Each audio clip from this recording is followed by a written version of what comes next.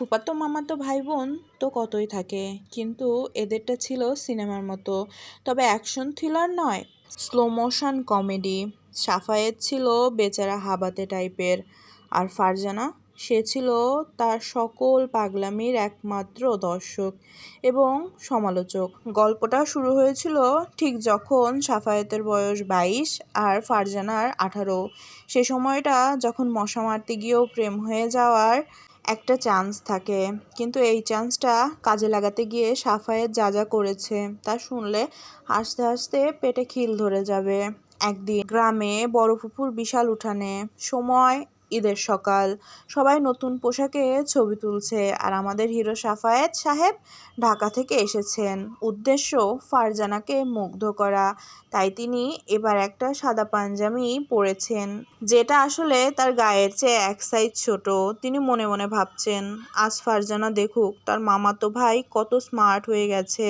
সাফায়েত সাহেব তখনই উঠান দিয়ে এমনভাবে হাঁটছিল যে তিনি কোনো হলিউডের মডেল, বুকটা সামনে ফুলিয়ে উঁচু চুলে জেল মেখে। আমি দেখতে চাই না, তবুও আমায় দেখো, এমন ভাব নিয়ে যাচ্ছেন। ঠিক তখনই ঘটল সেই মহাবিপর্যয়। উঠানে একটা কলার খোসা পড়েছিল, কে ফেলেছে, কিভাবে ফেলেছে তা কেউ জানে না, কিন্তু সাফায়েতের দৃষ্টি ফারজানার দিকে, যে বারান্দায় বসে হাসছিল। সাফায়েত মনে মনে বলল, আহা কি হাসি, যেন ঈদের চাঁদ। সাফায়েত ধপাস করে আছড়ে পড়ল, তার সাদা পাঞ্জাবিতে লেগে গেল উঠানের সবুজ কাদা, চারিদিকে হাসির রোল। ফুপু চিৎকার করে উঠে বলল, ওরে আমার সোনার চাঁদ, কি করলি এরা, দাঁড়া আমি আসতেছি। সাফায়েত মাটিতে শুয়েই, আরে না ফুফু, কিছুই হয়নি, এটা আমি ব্রেক ডান্স দিচ্ছিলাম আর কি। ফারজানা বারান্দা থেকে শান্ত কণ্ঠে, চোখে কিন্তু আগুন, বাহ মামাতো ভাই, ব্রেক ডান্সটা কিন্তু জোস হয়েছে, কলার খোসার ওপর আরও ভালো হয় জানো। সাফায়েত লজ্জায় লাল হয়ে উঠে দাঁড়িয়ে, আসলে আমি চেক করছিলাম এই এলাকার গ্র্যাভিটিটা ঠিকঠাক কাজ করছে কিনা। গোপন ইশারায় আর কোড ল্যাঙ্গুয়েজে প্রেমটা সাফায়েত বুঝে গেল, সরাসরি প্রেম নিবেদন তার জন্য নয়, তাই সে বেছে নিল মোবাইলে মেসেজিং পথ।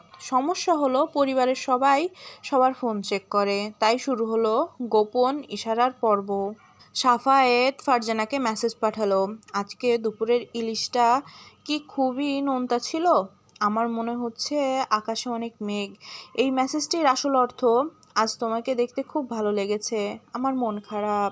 ফারজানার রিপ্লাই আসলো, ইলিশ মাছটা ভালোই ছিল, তবে মেঘ হলে ছাতা নিতে ভুলো না, আর পেঁয়াজটা কম দিও। ফারজানার রিপ্লাইটার আসল অর্থ ছিল, আমি বুঝেছি, কিন্তু একটু দূরত্ব রাখো আর এত ঘন ঘন মেসেজ দিও না। একদিন সন্ধ্যায় পুরো পরিবার ডাইনিং রুমে বসে টিভিতে নাটক দেখছে, হঠাৎ সাফায়েতের মেসেজ এলো। সাফায়েত লিখেছে, গরুর মাংসের মধ্যে আলু না থাকলে কেমন যেন লাগে, তার আসল অর্থ, তোমাকে ছাড়া আমার কেমন লাগে। ফারজানা তার খালাতো ভাইয়ের পাশে বসে, সে উত্তর দিতে গিয়ে ভুলভাল নম্বরে, আসলে তার বাবার নম্বরে পাঠিয়ে দিল মেসেজটা। বাবা মোবাইলটা হাতে নিয়ে চশমাটা পরে তুলে বলল, ফারজানা, গরুর মাংসের মধ্যে আলু না থাকলে কেমন লাগে মানে কি, তুই কি তরকারি নিয়ে কবিতা লেখা শুরু করছিস? ফারজানা ভয়ে কাঁপতে কাঁপতে সাফায়েতের দিকে তাকালো। সাফায়েত তখন নিজের কান ধরে এমনভাবে মাথা নাড়ল যেন তার কোনো দোষ নেই। ফারজানা একটু শান্ত হয়ে বলল, বাবা এটা আসলে আমার এক বন্ধুকে পাঠিয়েছিলাম, সে একটা রান্নার প্রতিযোগিতায় অংশ নিচ্ছে, তাই রেসিপি নিয়ে আলোচনা করছিলাম।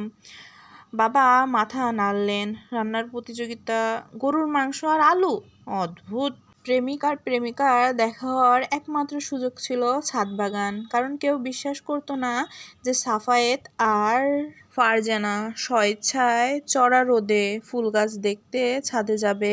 একদিন দুপুরে সাফায়েত বুদ্ধি করে ছাদে গেল একটা গাছের টবে জল দিতে। ফারজানা আগেই ছিল, একটা বই পড়ছিল। সাফায়েত ধীর পায়ে ফারজানার কাছে যেয়ে কাঁপা কাঁপা গলে, এই ফারজানা, গাছটার পাতাগুলো কেমন যেন হলুদ হয়ে যাচ্ছে না? ফারজানা বই পড়তে পড়তে সে চোখও তুলে দেখল না। তোমার মনের মতো খারাপ হয়ে হলুদ হয়ে যাচ্ছে, একটু জল দাও, ঠিক হয়ে যাবে। সাফায়েত বলে উঠল, আমি তো জল দিচ্ছি, কিন্তু একটা কথা, সাফায়েত টবে এত বেশি জল দিয়ে ফেলেছিল যে জল উপচে ফারজানার পড়ার বইয়ের ওপর পড়ল। ফারজানা চিৎকার করে, সাফায়েত তুমি কি করলে? এটা আমার নতুন বই। সাফায়েত কাঁদো কাঁদো গলায়, আমি আমি আসলে তোমার কাছে আসতে চাইছিলাম, কিন্তু টবে পা আটকে গেল। ফারজানা বই ঝাড়তে ঝাড়তে, তুমি যখনই আমার কাছে আসতে চাও তখনই কোনো না কোনো প্রাকৃতিক দুর্যোগ হয়, হয় জল উপচে পড়ে, নয়তো তুমি কলার খোসায় ডান্স করো। সাফায়েত বলে উঠল, বিশ্বাস করো আমি তোমাকে নিয়ে খুবই সিরিয়াস, তোমার জন্য আমি ঠিক। তখনই ফুফুর গলায় শোনা গেল নিচ থেকে, সাফায়েত ছাদে কি করিস রে? এক্ষুনি নিচে আয়, তোর মামা তোকে খুঁজতেছে। সাফায়েত দ্রুত পালালো।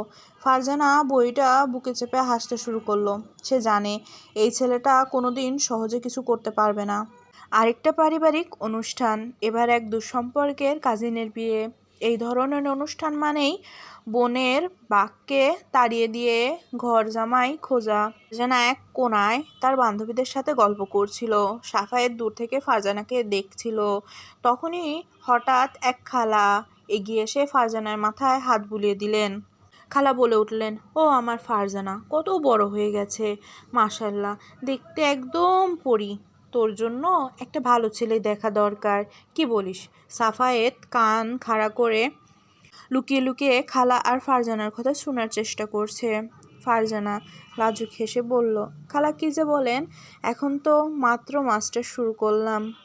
খালা আবার বলল, আরে মাস্টার্স তো হবেই, ভালো ছেলে তো আর গাছে ফলে না।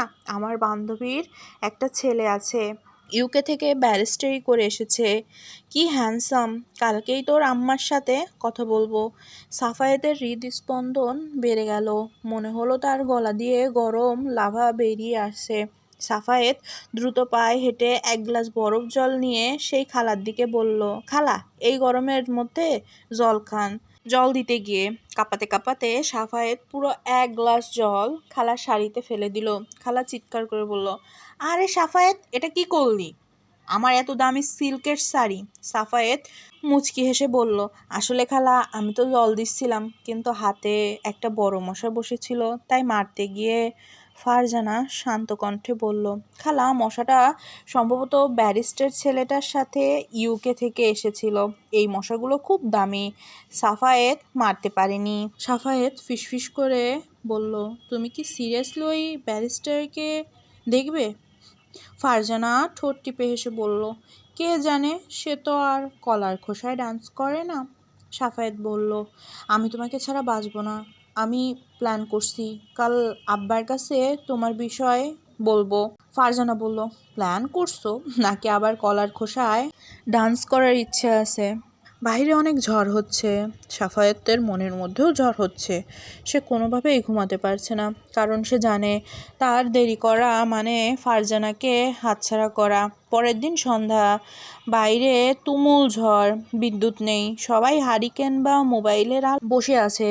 সাফায়েত সাহস করে ফারজানার দরজার কাছে গেল। ফারজানা তখন একা দাঁড়িয়ে বৃষ্টির দিকে তাকিয়ে আছে। সাফায়েত অন্ধকারে খুব নিচু গলায় বলল, ফারজানা বাইরে এসো না, বৃষ্টি আসছে। ফারজানা বলল, এসে গেছে? তুমি তো বৃষ্টি ভালোবাসো না, নাকি আবার কোনো ন্যাচারাল ডিজাস্টার ঘটাতে এসেছো? সাফায়েত বলল, আজ কোনো ন্যাচারাল ডিজাস্টার হবে না, শুধু একটা সত্যি কথা হবে। সাফায়েত বলল, জানো আমার সব থেকে বড় ভয় কি? আমি তো তোমাকে ভালোবেসেছি, কিন্তু আমি জানি না তুমি কি ভাবো। তুমি সবসময় এমন হাসো, এমন কথা বলো, যেন মনে হয় আমি তোমার কাছে শুধু একটা বিনোদনের উৎস। ফারজানা আশ্চর্য হয়ে সাফায়েতের দিকে তাকালো।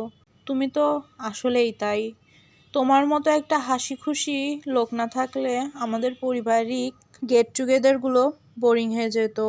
সাফায়েত নিজের মনের মধ্যে আবেগ চেপে বলল, না আমি তোমার হাসির কারণ হতে চাই না ফারজানা, আমি তোমার পাশে থাকতে চাই, তোমার জীবনসঙ্গী হতে চাই, আমার এই ক্লামজি হাত দুটো দিয়ে তোমার যত্ন নিতে চাই।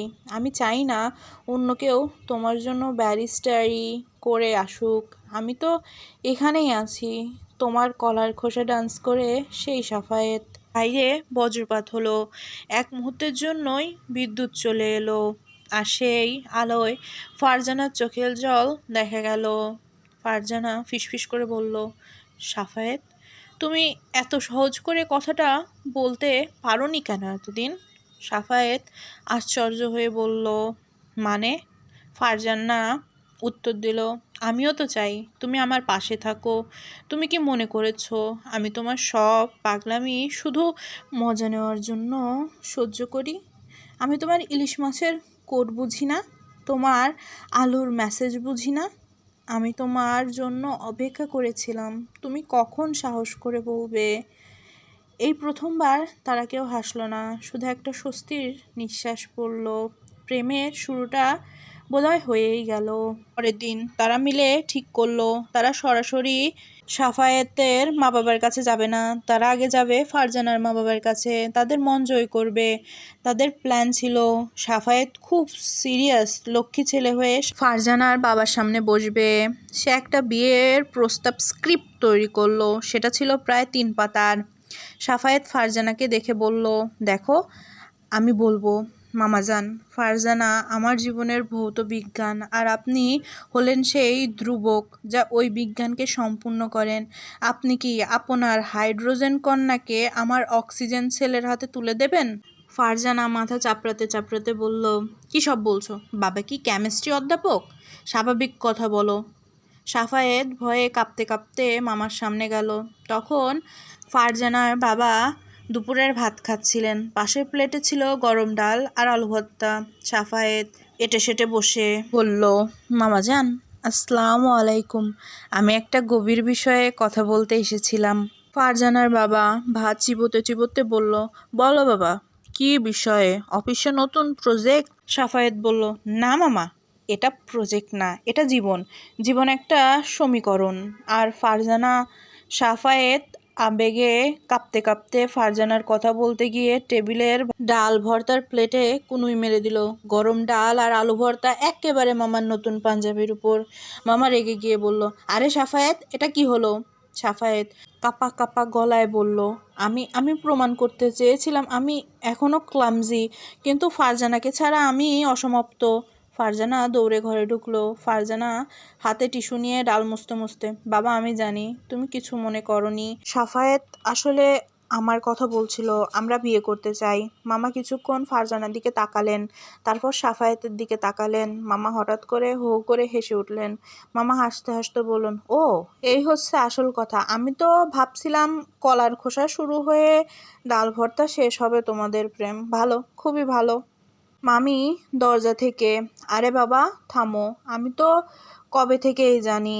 এদের চোখে চোখে ইশারা তো আমাদের সিরিয়ালের থেকেও বেশি ফাস্ট ফরওয়ার্ড ছিল।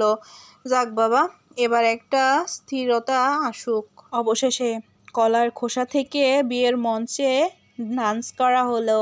খুব ধুমধাম করে সব আত্মীয় স্বজনের উপস্থিতিতে সবাই সাফায়েতের পুরনো গল্পগুলো নিয়ে মজা করলো।